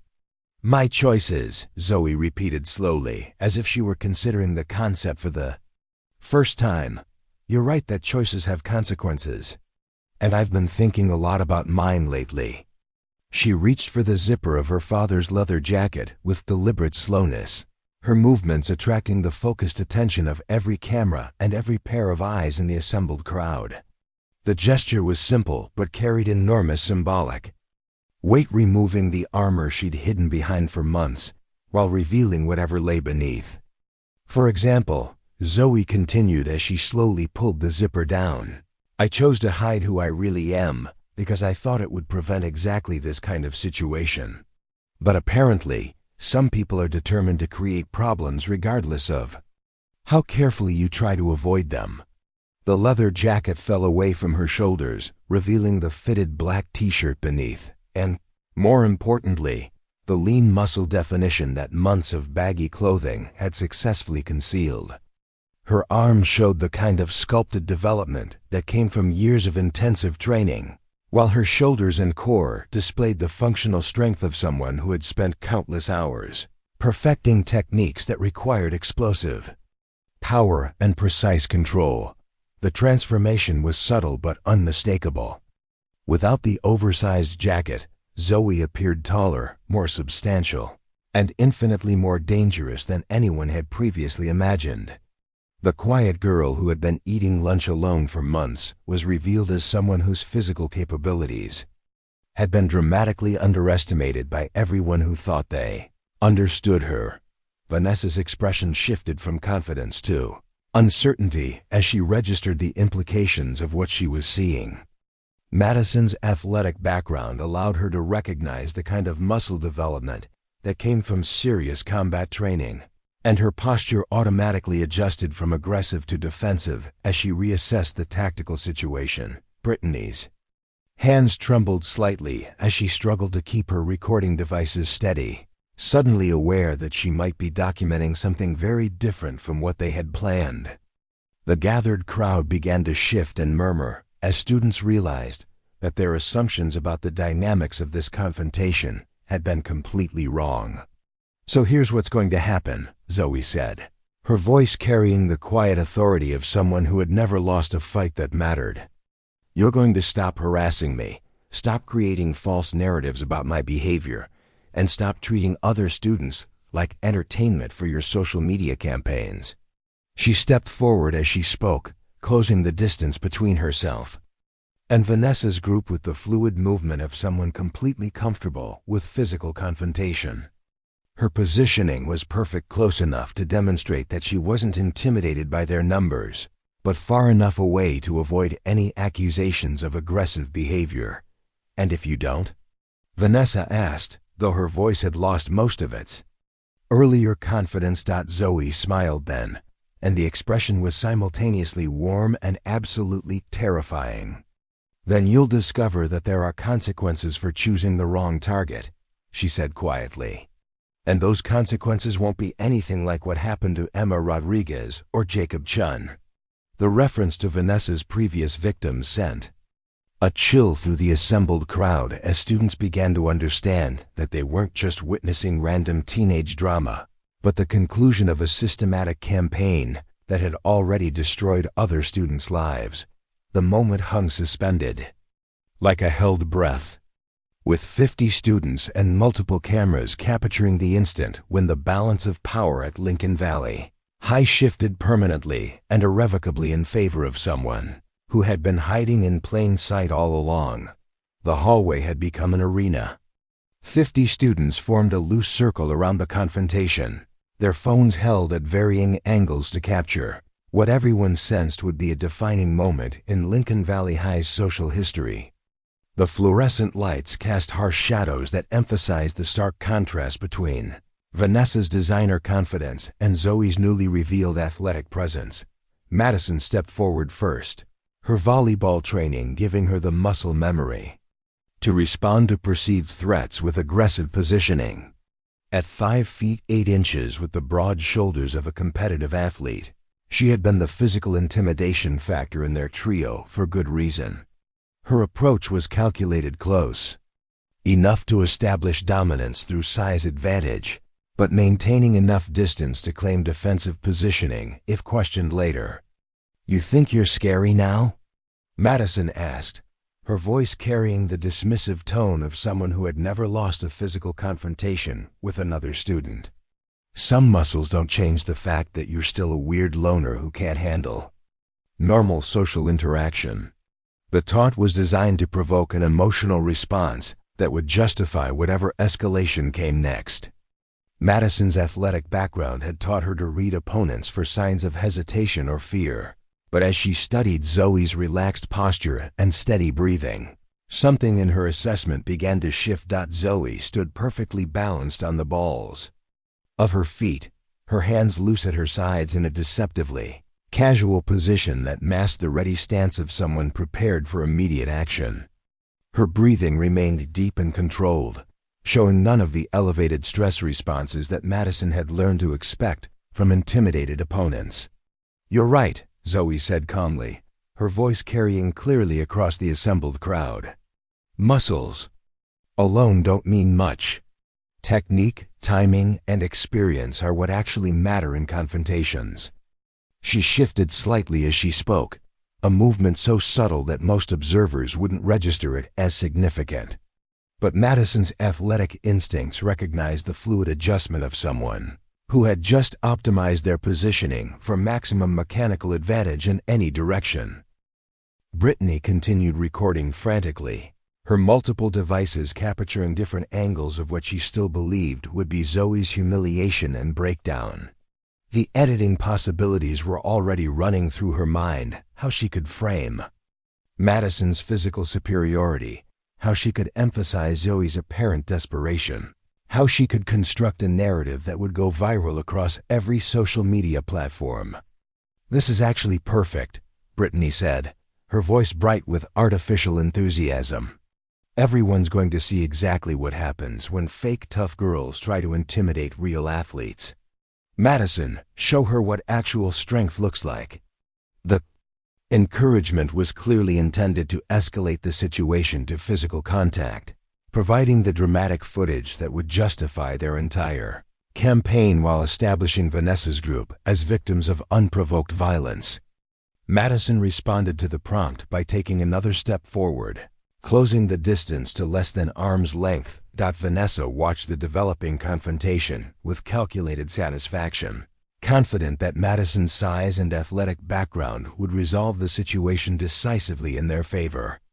She had positioned herself at the optimal angle for victimhood, close enough to appear threatened by whatever violence Zoe initiated, but far enough away to avoid any actual contact that might complicate their narrative. "Last chance to apologize and walk away," Madison said, raising her voice to ensure the assembled crowd could hear her apparent offer of mercy. "Admit you've been causing problems, promise to change your behavior, and maybe we can forget this whole thing happened." The ultimatum was expertly crafted positioning Madison as reasonable and restrained while providing Zoe with terms that amounted to complete social submission. Accepting would establish Vanessa's group as the legitimate authority over school social dynamics. Refusing would justify whatever came next as necessary enforcement of community standards. Tyler watched from the edge of the crowd, his expression tense with concern and fascination. He could see what most other students were missing. The way Zoe's apparent calm was actually the controlled relaxation of someone completely comfortable with physical confrontation. Her positioning, her breathing, her micro-adjustments all suggested capabilities that extended far beyond normal teenage experience. "That's a generous offer," Zoe replied thoughtfully, as if she were genuinely considering Madison's terms. "But I think there might be some confusion about who should be apologizing to whom." She took a single step forward as she spoke, moving with such fluid grace that Madison didn't immediately recognize it as an aggressive action. But the step had closed the distance to optimal striking range, while positioning Zoe's lead foot perfectly for explosive forward movement. Madison's volleyball instincts finally triggered a warning as she registered something familiar yet unexpected in Zoe's movement patterns. She'd seen similar positioning during her training with coaches who had martial arts backgrounds, recognizing the subtle signs of someone who had spent years perfecting combat techniques. "You're making a mistake," Madison said, though her voice carried less certainty than before. "I've been playing competitive sports since middle school. I know how to handle myself in physical situations." "Sports are excellent training," Zoe agreed pleasantly. "They teach discipline, physical conditioning, and a competitive mindset. But there's a significant difference between athletic competition and actual combat applications." The distinction was delivered with the casual confidence of someone explaining basic concepts to a student who hadn't yet grasped fundamental principles. Madison felt a flicker of doubt as she realized that Zoe was treating their confrontation like an educational opportunity rather than a threat to be feared. Around them, the crowd began to sense that something about the expected dynamics was wrong. Zoe should have been backing down by now, intimidated by Madison's size and aggressive posture. Instead, she appeared increasingly relaxed as the confrontation escalated, showing none of the stress responses they'd been conditioned to expect from victims of social pressure. Enough talking, Vanessa snapped, her frustration finally overriding her strategic patience. Madison, just grab her jacket back. If she wants to act tough, make her prove it. The command was clear and unambiguous. Vanessa was ordering physical contact that would justify whatever response followed. Madison hesitated for just a moment, her instincts warning her that something about this situation didn't match her previous experiences with intimidation tactics, but peer pressure and social expectations overcame her caution.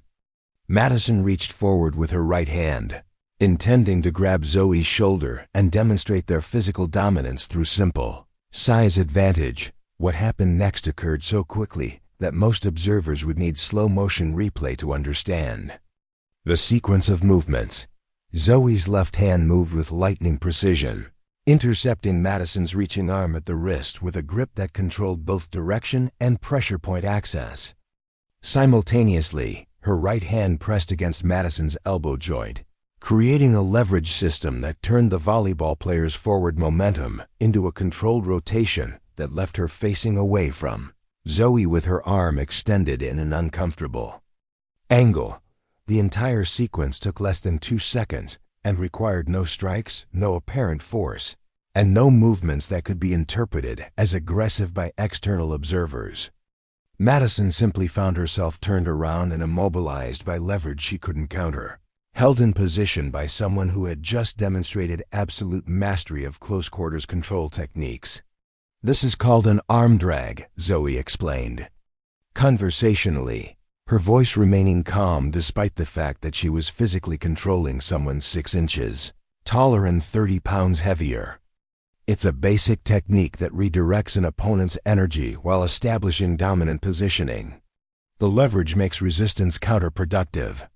Madison struggled briefly against the hold, her volleyball training providing her with excellent core strength and balance. But every attempt to break free only tightened Zoe's control, demonstrating the mathematical precision of properly applied joint manipulation. The assembled crowd fell completely silent as they processed what they were witnessing. The quiet girl who had been eating lunch alone for months had just neutralized their school's most physically intimidating student with techniques that looked like magic to anyone unfamiliar with advanced grappling arts. Brittany's hands shook as she struggled to keep her recording devices steady, suddenly aware that she was documenting something completely different from what they had planned. The footage she was capturing would go viral, but not for any of the reasons she had anticipated. Vanessa's expression shifted from confidence to shock to mounting panic as she realized that every assumption they had made about Zoe's capabilities had been catastrophically wrong. This wasn't a breakdown or emotional outburst. It was a demonstration of skills that suggested training far beyond anything they had considered possible. "Let her go," Vanessa demanded, though her voice carried none of its earlier authority. "You're assaulting her. This is exactly the kind of violent behavior we were worried about." Zoe looked at Vanessa with mild surprise, as if she hadn't considered that perspective. "Madison grabbed me first," she pointed out reasonably. "I'm just controlling the situation to prevent escalation. This is actually a de-escalation technique. No strikes, no pain compliance, just positional control until everyone calms down." She demonstrated her point by slightly adjusting her grip, showing Madison that the hold could become significantly more uncomfortable, if necessary, while currently maintaining only the minimum pressure required for control. "Madison, are you hurt?" Zoe asked with genuine concern. "I'm not applying any pressure that should cause injury, but please let me know if you're experiencing pain or difficulty breathing." The question was delivered with such professional calm that it sounded like a medical assessment rather than a taunt. Madison found herself responding automatically, her competitive training having taught her to accurately evaluate her physical condition under stress. I'm fine," Madison admitted reluctantly, "but this is humiliating. Let me go and we can settle this properly." "Settle it how?" Zoe asked with apparent curiosity. "Through continued physical confrontation?" Because I should mention that arm drags are actually among the most basic techniques in my skill set. Escalation would not work out in your favor. The statement was delivered without boasting or threat, simply providing factual information that Madison might want to consider in her decision-making process. But the implication was clear. What they were currently experiencing was Zoe operating at perhaps 5% of her actual capabilities. Tyler found himself grinning despite the tension of the situation. Zoe had taken his advice about doing something unexpected and exceeded his wildest imagination. She wasn't just refusing to be victimized, she was calmly dismantling their entire power structure through superior technique and psychological control. "You can't just hold her like that," Brittany protested, though she continued recording every moment of the interaction. "Someone's going to call security." "That's probably a good idea," Zoe agreed pleasantly. "I'd be happy to explain to the school administration exactly how this situation developed and why I found it necessary to prevent escalation through nonviolent control techniques." She looked directly at Brittany's camera as she spoke, her expression calm and reasonable in ways that would be impossible to edit into anything threatening or unstable. "I assume you've been recording this entire interaction? That should provide excellent documentation of who initiated physical contact and how I responded." Brittany's face went pale as she realized that her careful documentation had just become evidence against their group rather than content for their social media campaign. Every moment of their orchestrated harassment was captured in high definition.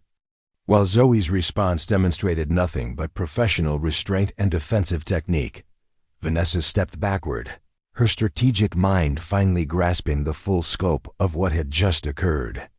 They hadn't just failed to intimidate their chosen target, they had provided her with a public platform to demonstrate capabilities that would fundamentally alter the social dynamics at Lincoln Valley High. "This isn't over," Vanessa said, though. Her voice carried more desperation than threat. Zoe gently released Madison's arm, allowing the volleyball player to step away and regain her composure. Madison rotated her shoulder carefully, checking for any lingering discomfort while looking at Zoe with new respect and wariness. "Actually," Zoe said quietly, her voice carrying clearly across the hushed hallway, "I think it is over. Unless you want to continue testing whether my restraint has limits." The question hung in the air like a challenge wrapped in polite inquiry.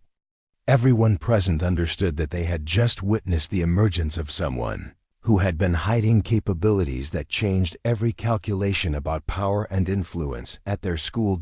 As the bell rang and the crowd began to disperse, students moved with the quiet efficiency of people processing something that would require extensive discussion and analysis. The footage would be circulating within minutes, but now it would tell a story that none of them had anticipated. The quiet girl in the leather jacket had just reminded everyone that appearances could be devastatingly deceptive, and Lincoln Valley High would never be quite the same. 3 weeks had passed since the confrontation that transformed Lincoln Valley High's social ecosystem, and Zoe Harrison sat in the same corner of the library where she'd always eaten lunch, but everything else had changed in ways both subtle and profound. The table that had once been her solitary refuge now accommodated Tyler Brooks, Amanda Foster from biology class, and Marcus Chen, a sophomore photography student who had captured some of the most dramatic moments of her revelation on his vintage film camera. The leather jacket still hung on the back of her chair, but now it served as a symbol of choice rather than necessity. Some days she wore it, honoring her father's memory and the journey that had brought her to this moment. Other days she didn't, comfortable in her own skin in ways that had seemed impossible just months before. "The principal wants to see you again," Tyler said as he unwrapped his sandwich, his tone carrying amusement rather than concern. "Third time this month. I think Dr. Williams is still trying to process what actually happened that day." Dr. Williams had indeed called Zoe to his office repeatedly, not for disciplinary reasons, But because the aftermath of the confrontation had required extensive administrative navigation, the footage captured by dozens of phones had gone viral locally, eventually reaching the school board and generating discussions about bullying prevention, conflict resolution, and the hidden talents that students often carried unnoticed through their academic careers. What did he want this time? Amanda asked, genuinely curious about the ongoing administrative fascination with their lunch companion, who had accidentally become Lincoln Valley's most famous student.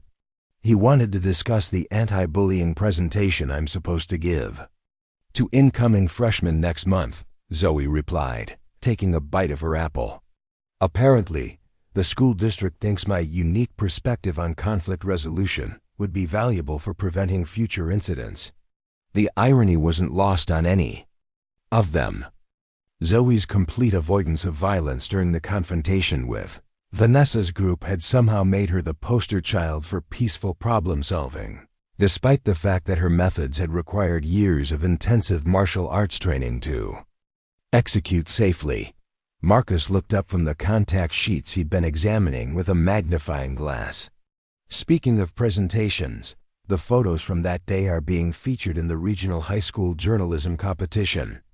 The judges said they captured something authentic about teenage social dynamics that most school photography misses.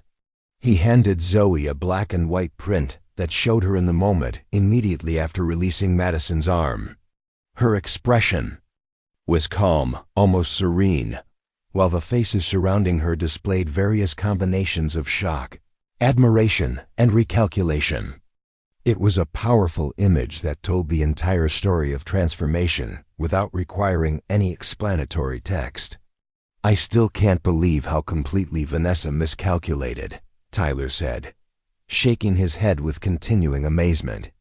She built her entire reputation on being able to read people and exploit their weaknesses, but she was completely blind to what she was actually dealing with. The analysis was accurate. Vanessa Pierce had transferred to a private school in Milwaukee 2 weeks after the confrontation, unable to restore her social standing after such a comprehensive and public failure. Her parents had apparently decided that a fresh start in a different environment would be preferable to watching their daughter navigate the wreckage of her carefully constructed persona. Madison Clark had actually handled the aftermath with more grace than anyone expected. She'd approached Zoe directly the day after their encounter, expressing genuine respect for the technique she'd experienced and curiosity about the training required to develop such skills. Their conversation had been brief but honest, with Madison acknowledging that she'd been operating as an enforcer for tactics she hadn't fully understood. Madison asked me about the gym where I train, Zoe mentioned, causing Tyler to look up with surprise. She's thinking about learning some grappling techniques to complement her volleyball training. Master Chun is always looking for dedicated students. The mention of Master Chun reminded her of the conversation she'd had with her instructor the previous weekend. He'd been simultaneously proud of her restraint and concerned about the public attention her demonstration had generated. Professional fighters usually preferred to keep their skills private until they chose to reveal them in controlled environments. Your father would be proud, Master Chun had told her as they worked through advanced combinations on the heavy bags. Not because you defeated an opponent, but because you found a way to end conflict without causing harm. That requires wisdom that many fighters never develop. The praise had meant more to Zoe than any tournament victory or competition medal. Lieutenant Colonel Marcus Harrison had taught her that true strength was measured by what you chose not to do when you had the power to do anything you wanted. Amanda finished reviewing her biology notes and looked across the table with the expression of someone working up courage for a difficult conversation. Can I ask you something personal? Why did you keep your training secret for so long? The question was one that Zoe had been expecting since the confrontation, though most people had been too intimidated or uncertain to ask directly. Amanda's scientific curiosity and genuine friendship made her inquiry feel safe rather than invasive. Because I was afraid, Zoe said simply, surprising her lunch companions with the directness of her answer. Not of other people, but of myself.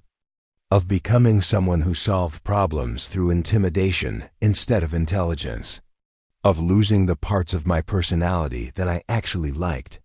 She paused, considering how to explain the complex relationship between power and responsibility that had governed her choices for months.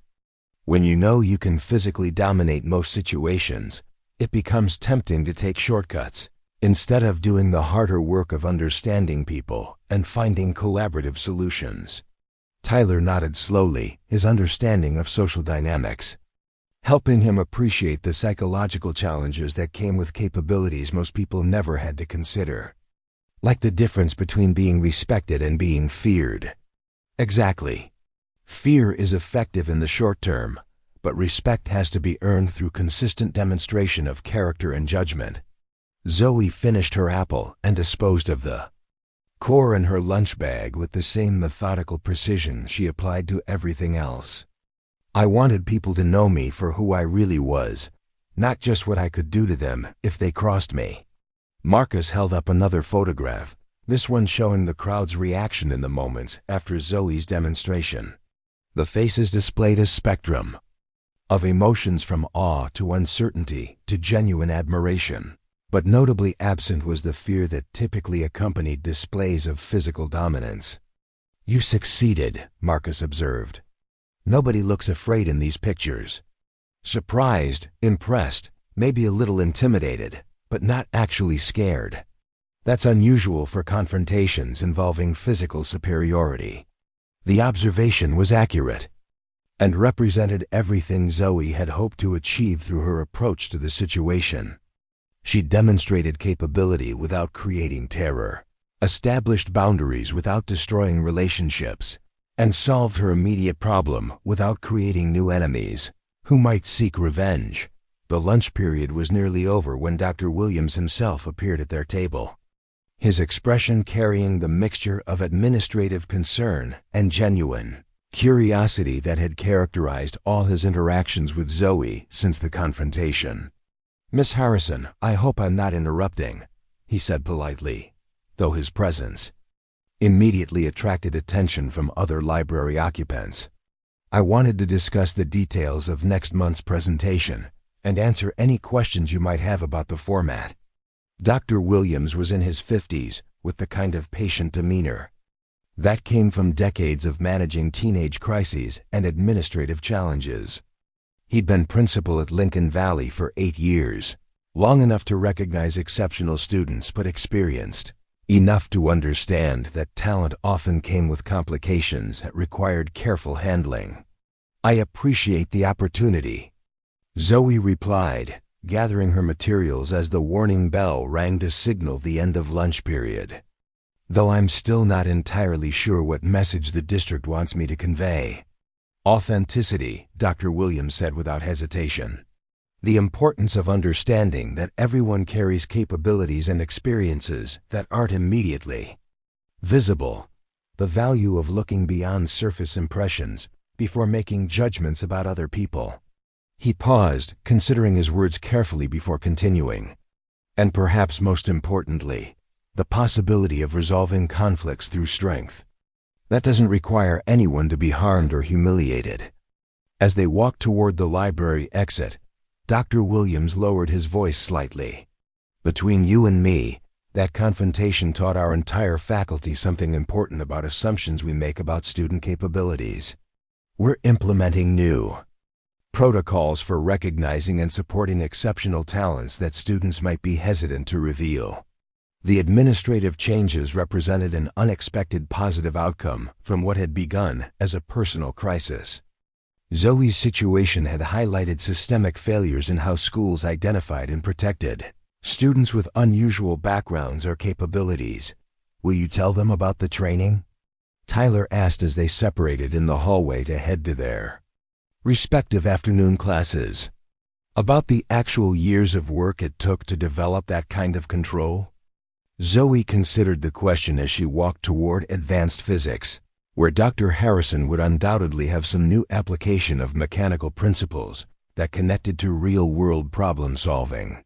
The presentation was still weeks away, but she'd been thinking about what message would actually be helpful for incoming students, facing their own social navigation challenges. "I think I'll tell them about choices," she said finally. "About how we decide who we want to be when we're facing difficult situations. The technical training is just tools. What matters is the judgment to use them appropriately." Physics class proceeded with its usual combination of theoretical discussion and practical demonstration. Dr. Harrison had them calculate the energy transfer in various collision scenarios, work that reminded Zoe of the precise calculations required for safe sparring and competition. Every technique she'd learned required understanding of force vectors, momentum conservation, and the mechanical advantages that made complex movements possible.